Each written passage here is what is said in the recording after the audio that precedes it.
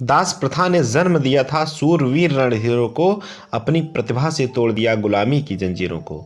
जय हिंद साथियों, स्वागत है आपका प्राथमिक एजुकेशन पर। आइए देखते हैं हिंदी साहित्य के कुछ महत्वपूर्ण प्रश्न जो आपके लिए, आपकी परीक्षाओं के लिए बहुत इंपॉर्टेंट हैं, समास से संबंधित। धर्म बुद्धि में कौन सा समास है? धर्म बुद्धि में कौन सा समास है? तो धर्म बुद्धि में कर्मधारय समास है। कर्मधारय समास कहता है कि जिसमें उत्तर पद प्रधान हो तथा पूर्व पद व उत्तर पद में उपमेय या उपमान हो या विशेषण या विशेष हो, उसे कर्मधारय समास कहते हैं। जैसे चरण कमल, चरण जिसके कमल के समान हो, लाल मणि जो मणि लाल है, अर्थात इसमें उत्तर पद प्रधान है, इसलिए यहाँ कर्मधारय समास होगा। निम्नलिखित में से एक कर्मधारय समास का उदाहरण है। निम्न में से एक कर्मधारय समास का उदाहरण है। वह क्या उदाहरण है? वह उदाहरण है भुजदंड। क्या है? भुजदंड, क्योंकि भुजाएं दंड के समान है। किसके समान है? दंड के समान, इसलिए भुजदंड है। इनमें से कौन सा शब्द कर्मधारय समास का उदाहरण है? इनमें से कौन सा शब्द कर्मधारय समास का उदाहरण है? तो वह है अंधकूप। जिस समास के पदों में विशेष्य विशेषण अथवा उपमेय उपमान का संबंध होता है उसे कर्मधारय समास कहते हैं। इस समास में पहले विशेषण होता है। जैसे महापुरुष, महापुरुष, महापुरुष को महान पुरुष कहा जाता है। क्या कहा जाता है? महान पुरुष है जो महान, तो क्या होगा? कर्मधारय समास होगा। परमानंद में कौन सा समास है? तो परमानंद में कौन सा समास है? तो परमानंद में कर्मधारय समास होगा, क्योंकि परम आनंद, आनंद में परमता प्राप्त हो रही है, तो यहाँ परम जो है क्या है? प्रधान पद है, तो यहाँ कर्मधारय समास होगा। नीलगाय में कौन सा समास है? नीलगाय में कौन सा समास है? नीलगाय में कौन सा समास है? तो नीलगाय में समास होगा कर्मधारय समास। क्या होगा? कर्मधारय समास। नीलकमल में कौन सा समास है? नीलकमल में कर्मधारय समास होगा। क्या होगा? कर्मधारय समास होगा। क्यों? जब कोई एक खंड विशेषण या उपमा सूचक शब्द हो तो वहाँ कर्मधारय समास बनता है। इसमें समानाधिकरण तत्पुरुष समास भी है, क्योंकि विग्रह करने पर दोनों पद एक ही कारक या एक ही विभक्ति में हो रहे हैं। चंद्रमुख में कौन सा समास है? चंद्रमुख में कौन सा समास है? अगर चंद्रमुख को अलग करें तो चंद्रमा के समान मुख, तो मुख की विशेषता क्या बता रहा है? कि चंद्रमा के समान उसका मुख है।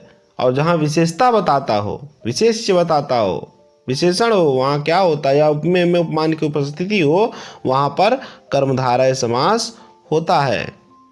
सद्भावना का समास भेद है। सद्भावना का समास भेद क्या होगा? तो वह होगा कर्मधारय समास।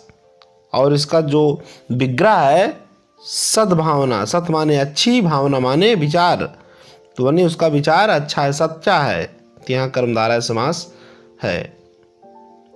तिरंगा शब्द में कौन सा समास है?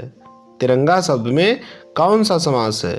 तो तिरंगा मतलब तीन रंगों वाला, जहाँ संख्यावाची द्विगु, क्या कहते हैं? संख्यावाची द्विगु, जहाँ संख्या का बोध हो वहाँ द्विगु समास होता है। कौन सा? द्विगु समास। अगर तीन रंगों वाला भारतीय ध्वज के रूप में कभी पूछा जाए कि तीन रंगों वाला भारतीय ध्वज क्या है, तो वहाँ तिरंगा है, तो यह कौन सा समास हो जाएगा? तुरंत समास परिवर्तित होकर बहुव्रीहि समास बन जाएगा। जहाँ तीन रंगों वाला का भेद किया जाए और अर्थ अलग निकलने लगे, क्या निकलने लगे? अर्थ ही अलग निकलने लगे, तो वहाँ तिरंगा मतलब राष्ट्रीय ध्वज भारत का हो जाएगा, तो यहाँ बहुव्रीहि समास हो जाएगा। लेकिन यहाँ तिरंगा में कौन सी समास है? तिरंगा में द्विगु समास है, संख्यावाची द्विगु। किस समास का पूर्व पद संख्यावाची होता है? किस समास का पूर्व पद संख्यावाची होता है? द्विगु समास का पूर्व पद संख्यावाची होता है। जैसे पंचवटी, पांच वटों का वृक्ष या समूह। चतुर्वर्ण, चार वर्णों का समाहार। त्रिभुवन, क्या है? त्रिभुवन, त्रिभुवन मतलब तीनों भुवनों का समूह। किस समास का पूर्व पद संख्यावाची होता है? तो द्विगु समास का। द्विगु समास का उदाहरण है, द्विगु समास का उदाहरण है। द्विगु समास का क्या उदाहरण है? त्रिभुवन, तीन भुवन। पंचवटी शब्द में कौन सा समास है? पंचवटी शब्द में कौन सा समास है? तो पंचवटी शब्द में द्विगु समास है, क्योंकि 5 वटों का समूह या 5 वृक्षों का समूह। त्रिभुज में कौन सा समास है? तो त्रिभुज 3 भुजाएं का समूह, अर्थात 3 गणना कर रहा है, गिनती कर रहा है, तो द्विगु समास। संख्या का जहां बोध हो वहां द्विगु समास होता है। दोपहर में कौन सा समास है? तो पहर होते हैं। तो पहर होते हैं, तो पहर कितने होते हैं? कहते हैं कि 8 पहर। तो 8 पहर में से 2 पहर बताया गया है, तो दोनों पहर मतलब जो दोपहर मतलब आफ्टरनून का जो समय होता है उसे दोपहर कहते हैं। तो दोपहर में कौन सा समास है? तो द्विगु समास है। कौन सा? द्विगु समास है। इसमें संख्या का बोध हो रहा है। प्रेमातुर शब्द में कौन सा समास नहीं है? प्रेमातुर शब्द में कौन सा समास नहीं है? तो प्रेमातुर शब्द में द्विगु समास नहीं है। ठीक है, प्रेमातुर में द्विगु समास नहीं है, क्योंकि द्विगु समास संख्यावाची होता है। प्रेम में आतुर, प्रेमातुर में कौन सा समास होगा? तो प्रेमातुर में तत्पुरुष समास होगा। चौमासा शब्द में समास है। चौमासा शब्द में समास है। चौमासा 4 महीनों का जो समाहार है, 4 महीनों का समाहार है, तो चौमासा बोला जाता है। तो 4 महीनों का समूह संख्या का भान करा रहा है, तो यहाँ द्विगु समास होगा। निम्न विकल्पों में से उस विकल्प का चयन कीजिए जो दिए गए विग्रह के सही समस्त पद का विकल्प है। क्या है? सही समस्त पद का विकल्प है। वह विकल्प कौन है? जैसे 4 हैं पाए जिसके, माने 4 पैर हैं जिसके, तो है चारपाई। क्या है? चारपाई। 4 पाए हैं जिसके, चारपाई द्विगु समास का यह उदाहरण है। द्विगु समास में पूर्व पद क्या होता है? संख्यावाची होता है, या जिस समास या जिस पद में हमें संख्या का बोध हो उसे क्या कहते हैं? उसे द्विगु समास कहते हैं। जिस समास के पूर्व एवं उत्तर दोनों पद समान रूप से प्रधान हो उसे क्या कहते हैं? कौन से समास? यानी जिस समास के पूर्व और उत्तर दोनों पद समान हो, प्रधान हो, क्या कहे जाएंगे? तो वह कहे जाएंगे द्वंद्व समास। क्या कहे जाएंगे? द्वंद्व समास। द्वंद्व समास की प्रमुख विशेषता है। द्वंद्व समास की प्रमुख विशेषता क्या है?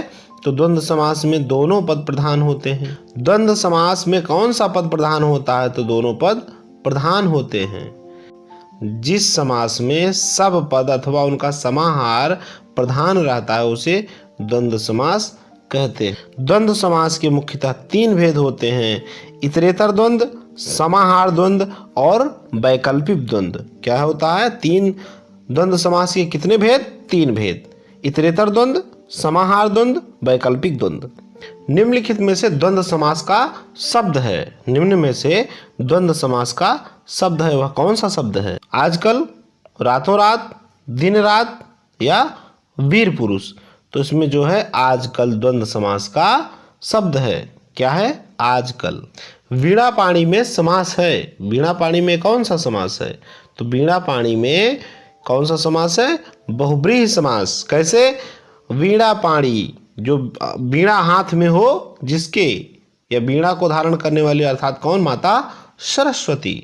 तो यहाँ किसी दूसरे का बोध करा रहा है, जहाँ दूसरे का बोध हो वहाँ बहुब्रीहि समास होता है।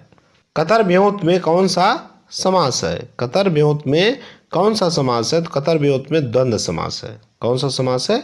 द्वंद्व समास। कतर ब्योत अर्थात काटने और छांटने की जो क्रिया है उसे कतर ब्योत कहते हैं। क्या कहते हैं? कतर ब्योत को काटने और छांटने की जो प्रक्रिया होती है उसे कतर ब्योत कहते हैं। उसमें कौन सा समास है? तो द्वंद्व समास है। निम्नलिखित युग्मों में से एक समास की दृष्टि से अशुद्ध है। निम्नलिखित युग्मों में से एक समास की दृष्टि से अशुद्ध है, वह कौन है? तो वह चाल चलन अव्ययी भाव के साथ। क्या?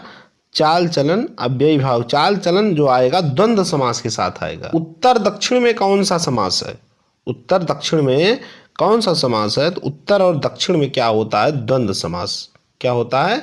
द्वंद्व समास। जय पराजय में कौन सा समास है? जय पराजय में कौन सा समास है? तो यहाँ द्वंद्व हो रहा है, तो द्वंद्व समास है जय और पराजय में। धनुर्बाण में कौन सा समास है, या धनुर्बाण में किस तरह का समास है? तो धनुष बाण में जो है द्वंद्व समास होगा।